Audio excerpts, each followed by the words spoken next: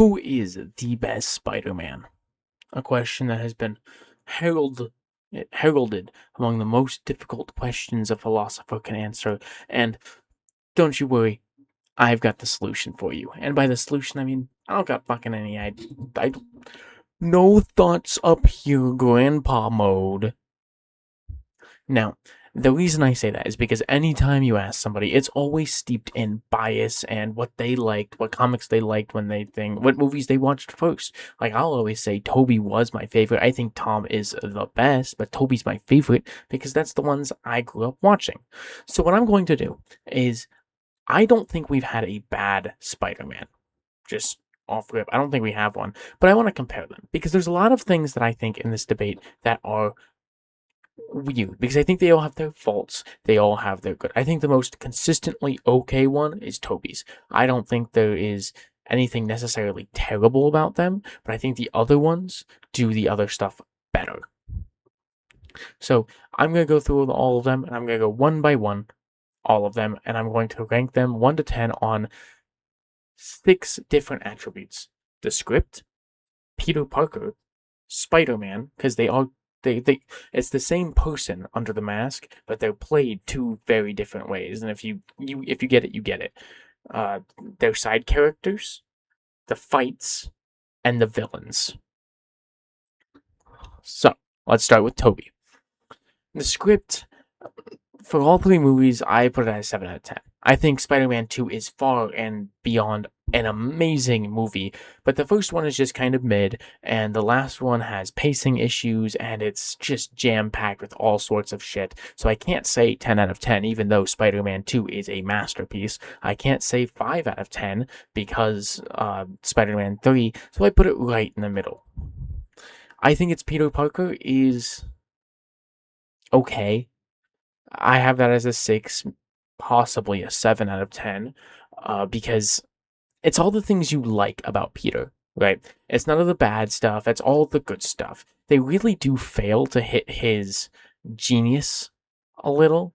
Like, they don't really show genius out of him. But that's pretty much my only complaint. It's a great college era Spider-Man. They just no genius. He's grandpa mode too.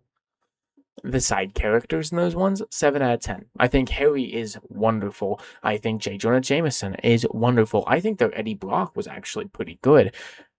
MJ kind of tanked MJ's reputation, but for the movie, it was fine.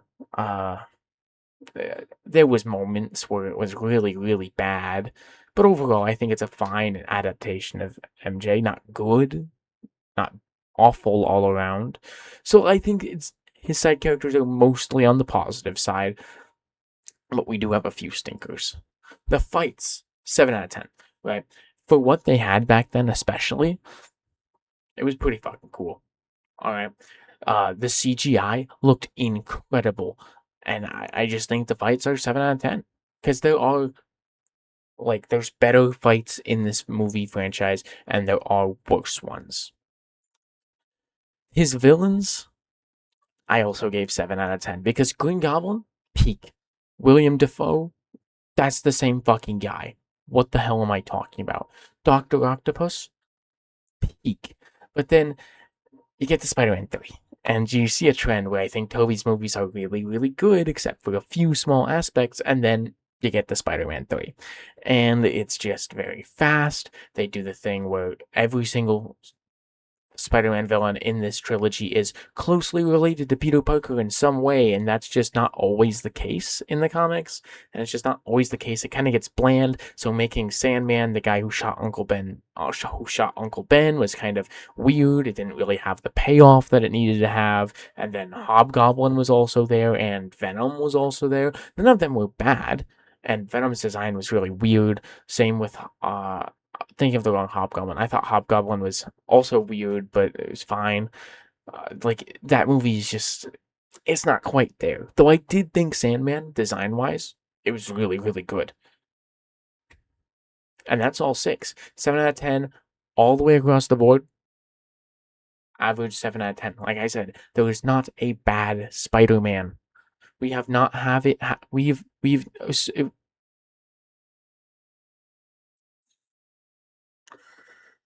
My God. We have not had a bad Spider-Man in live action. Let's move on to Andrew Garfield. I think his scripts, 3 out of 10. Those shits were ass. They were ass. Like, the scripts were terrible, but I think his acting is good. I think we can all agree that the scripts were terrible. Even if you rank them higher, you agree that it is the weakest of the 3 Spider-Man films. Of the 3 Spider-Man actors. But for Peter Parker, I have 8 out of 10. Genuinely, Lee and Ditko Comics Peter Parker, he's kind of a dork. He floats on girls. He gets the girls that he floats with, but he's not. I do have a hot take about it, but I'm gonna save that for later. He floats on the girls that he gets with. He's a good guy. He's a genius intellect that they really got. That they didn't do it as well as I think Tom Holland's Spider-Man does, but they do hit that. They show that Peter Parker has rage, and I think that's a really interesting part of Peter Parker that kind of gets overlooked, especially with the rise in popularity of Venom. People don't like to show that Peter is a crash out, even though he very much was in the comics and still can be in the comics. He's just kind of a crash out. I don't think Tobey's movies had that. I don't think Tom's movies had that. Maybe Brand New Day changes that. I'm so excited, but not yet. It's just this weird thing where I don't think so, you know?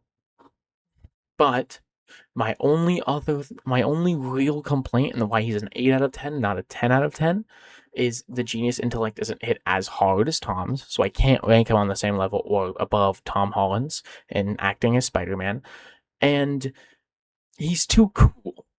Like I said, Peter Parker is attractive. He gets the girls. He flirts with girls and he gets them, right? That's always been a Peter Parker thing. Peter Parker gets laid so much. Everyone who's like, oh, he's just a dork. You don't get it. That man has game. But he's not cool. He's never like, oh, I ride a skateboard and do tricks and I'm cool. They kind of made him cool, but also wanted to make him a dork loser who gets bullied at the same time. And I don't like the way it really clashes sometimes. He's too cool. And I don't think the problem is the movies themselves. I think the problem is Andrew Garfield is just too cool, and you just can't make him less cool. As for Spider-Man, like his Spider-Man, I have that also as an 8 out of 10. Genuinely, I think it's peak. The first movie does a really good job of showing Spider-Man quippiness, his fights. I think the fights in the first movie, we're going to get on that, really good, and in the second movie, not as good, but they just do a really good job of showcasing him as Spider-Man, as this crime fighter version of Spider-Man. And The Amazing Spider-Man 2, it is so good. The way that he interacts with the citizens of New York, with the kid, even with Max, the way he interacts with Max both as Electro and before he became Electro, that is just what Spider-Man is, and that was so good in these films. For Andrew Garfield's side characters, I gave him a 9 out of 10 because they're kind of goated. Correct me if I'm wrong, but they're fucking awesome. His Flash Thompson is the best. That scene where Flash Thompson presses him up, where Flash Thompson goes, hey Peter, and then Peter grabs him, pushes him against the locker. One, shows how much of a crash out Peter is, which is good for Peter's character, because that's who Peter is supposed to be. And two, what he says afterwards is really, really big for Flash and Flash's character. It kind of makes or breaks Flash's character. Without that, he is just a boring middle school bully who doesn't show his face after like the first 20 minutes of the movie, much like a certain Sam Raimi movie that I remember. At least he doesn't stick out in those movies because I watched them recently and I don't remember if he is in there outside of like the beginning to show that he's a bully. His Uncle Ben, really, really good. He shouldn't be buddy with Uncle Ben all the time, right? I like the original Uncle Ben in the Raimi films. I think the way he delivers the line, with great power comes great responsibility, that's great. But he is Uncle Ben as everyone likes to remember him, where he's just this absolute saint that does nothing wrong, that is always the best character ever, and that's genuinely not how he's supposed to be. Peter Parker fights with Uncle Ben because Uncle Ben is his father figure and Peter Parker is a crash out and tends to be a rebellious person. That is the goal of that scene, to show that. The only reason it's not a 9 out of 10, because I think Harry is also really well written. The only reason it's not a 9 out of 10 is because they gave you Mary Jane and they told you it was Gwen Stacy. Uh, can't blame me for that one because it's true. If you've ever read a comic book in your life, that Gwen Stacy on that scene, on that stage, on the screen, might as well not be Gwen Stacy. Could have named her Gwen Macy if you wanted to. It's not the same character. It is more of MJ than it is of Gwen, and it has done terrible reputational damage for MJ and for Gwen because now nobody knows who Gwen is. And Gwen was a great love interest for him in the comics, but her biggest thing that she ever did was die. That was the most important thing she ever did. MJ, Gwen in the movie does not act anything like Gwen in the comics, at least not in the second movie. Not when she has actual functioning role. She doesn't do that. She's not that kind of character. But if you made her redhead and called her MJ, I would think it's actually a pretty good representation. I think that is just MJ in a blonde wig. And if you do that, well, actually it's pretty decent. So I can't rank her down too low because I know what they're trying to do. They just did it really bad. I think the rest of his side cast of characters can make up for one thing because Gwen in those movies is well written. She's just not Gwen, right? She's just not Gwen, but she's really well written, and I think the other characters are extremely well written. The Aunt May, the Uncle Ben. It's just amazing. I think it's Fight Star 7 out of 10. As I said, the second film doesn't really uphold it. There's that really cool slow-mo scene with Electro where he touches and the electricity runs through and he has to save those people. It just kind of falls off, but I do think the first movie had really good fight scenes. I really like the one in the school where he like crawls like a spider around the lizard. That's really cool to see. I think the fight scenes are pretty great. And as for villains, 5 out of 10. Because it's just kind of middle of the road, right? They're not great. There's no greatness in these villains like I saw in William Dafoe, Green Goblin, or in Doc Ock from Spider-Man 2. They're just kind of 5 out of 10. And the reason I say that is because the lizard is good. Kurt Connors was good. It was great. There wasn't anything unique to him, and he wasn't the most interesting, but he was good. It was a good representation of his character in the comics. I'd give that villain alone a 6 to 8 out of 10, depending on how generous I am that day. But Electro wasn't great. I think he's fine. I don't think he's like a terrible villain. I think Electro's just a hard character to use because he's not very interesting. He's just not an interesting guy. I just said the lizard isn't very interesting. He's kind of one note, I want to heal myself. I made myself into a giant monster. That's kind of the whole thing, and that's it. Electro's worse. He just wants to rob banks. He wants money. He just wants to hurt Spider-Man. There's really nothing. His first appearance is, I want to rob banks, and Spider-Man stops me. And there hasn't really been a lot of elaboration on his character. Sue me. I think every single adaptation of Spider-Man, whenever you see Electro, you might as well be seeing a different character. And so, I gotta admit, they did something pretty cool with him this time, where he's like invisible and he hates that nobody sees him, and now that everybody sees him, they want to kill him because he's Electro right now, and he's not necessarily a bad guy up until the end of the movie when he thinks everyone hates him, and he's just a chud the whole time. That's pretty interesting. You added stuff to make him interesting, but that still only gets like a 4 out of 10 because Electro's pretty boring. I mean, what were even his goals, right? Tom Holland, though, and I might get flack for this. I think the scripts are 7 out of 10, and I've already had a video where I bash Far From Home, so I'm not gonna do it again here. But I think Homecoming really good. I think Far From Home really bad. I think No Way Home was really good on my first watch. I watched it a second time and a third time after that, and I went, ooh. It kind of got worse every single time because it felt more and more like nostalgia bait. And so I went, okay, I'm done. I'm not watching it anymore. And I should probably watch it a 4th time to see if that opinion still holds up. But that's why I gave him 7 out of 10.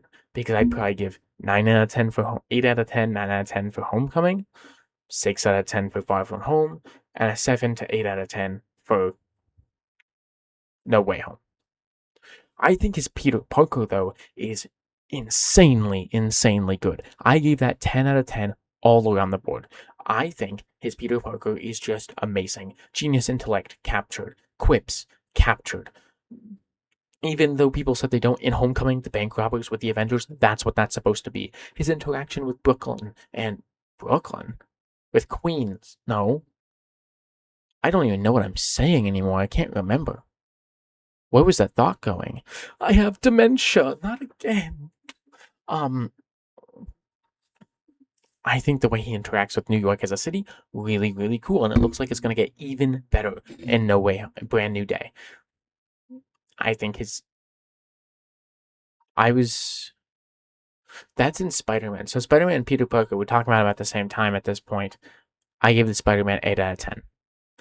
Because I don't like, there's no Uncle Ben. There's no real impact of having an Uncle Ben or not having an Uncle Ben. Like, you don't really see that impact on the character, on this interpretation of the character. But as Peter Parker's great. I think the Spider-Man could be better, especially in Far From Home. I think his motivations are a little weird. I think there is no Peter Parker Spider-Man conflict outside of Homecoming. And that's pretty much it. Because I lost all my trains of thoughts. And I'm going to get roasted for this. I think Tom Holland has the worst side characters out of all the Spider-Man. I gave him a 4 out of 10 for side characters because Ned is pretty one note. He finds out that Peter Parker is Spider-Man super early on. And then Brand New Day hasn't come out. I really hope to see them get more interesting, but he hasn't really changed. MJ is introduced to us in Homecoming, doesn't really change throughout that movie at all. Doesn't really change throughout Far From Home either, except for she learns and they start dating and she learns. And the scene where she learns, I will harp on it every single time. It damn near goes exactly like this. Hey, MJ, I have something important to say. Oh, is it that you're Spider-Man? What? I'm not Spider-Man. No, you are Spider-Man. I saw you on the news. No, that was the Night Monkey, didn't you? That was the Night Monkey. Oh, so the Night Monkey uses the same web shooters as Spider-Man? Mysterio projection plays. I am Spider-Man.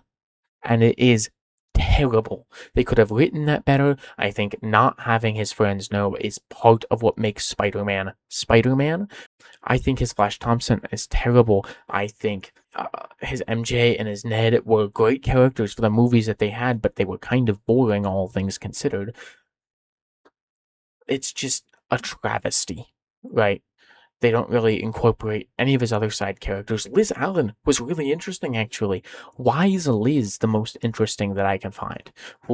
Because she has a direct relationship with Peter, with Spider-Man. Whenever Peter wins with Liz, he loses as Spider-Man. Whenever Spider-Man wins, he loses as Peter. Like, there's an interesting dynamic there involving Liz Allen. And you just don't get that with any other character that he has in these. And I think that is such a travesty for everything else that these movies did really well. And it looks like Brand New Day is going to rectify that to hell and back. So, thank God. His fights, 7 out of 10. 7 out of 10 because I think Homecoming has really bad fights. They're just not very interesting to watch. He's getting his ass whooped the entire time. He doesn't ever really win a fight, really. I mean, he kind of wins against the Vulture at the end, but only because the Vulture breaks his own suit, and the suit got damaged in the crash. He didn't really go one-on-one with the Vulture and win, right? At least that's how I felt about it. Far From Home, everything I don't like about Far From Home aside, brilliant peak fight scenes. The cinematography was great. The choreography was great. Oh, it was just amazing. And then No Way Home, all 3 Spider-Men were there. All 3 Spider-Men had combat. Seeing him interact with the other people was really cool. It was really cool fight choreography. It was just cool all around. His villains, I'm giving an 8 out of 10 because I think the Vulture really, really good. I think all the villains in No Way Home are ones that I've already said are really good or just kind of meh, because you don't get any of the underdeveloped ones outside of Flint Marco, who is Sandman. You don't get any of the underdeveloped ones, and they did a really good job rectifying Sandman and the Electro in this one, so their points would go up from this film. Like the Lizard stays pretty much the same, but the other ones are either your goats or they got better. The only thing that doesn't make it like a 9 or a 10 is, well, Mysterio's kind of bad, and I don't like him. He's a really good Spider-Man villain, and it's a shame that he was done dirty in the movies. And I have a whole video about how he was done dirty, but nobody really agreed with me because I think he has such potential, and the cinematics, everything was fucking awesome. Except the script. It didn't make any sense. It was bad. It was terrible, and I don't like it. But that's pretty much it for me. What do you guys think the best Spider-Man is? What is your favorite is a better one? Because we haven't had a best Spider-Man. The only best one is Tom Holland because he has the most movies and is going to keep making movies. But we've never had a bad Spider-Man. So let me know what you guys think about what the best Spider-Man is, and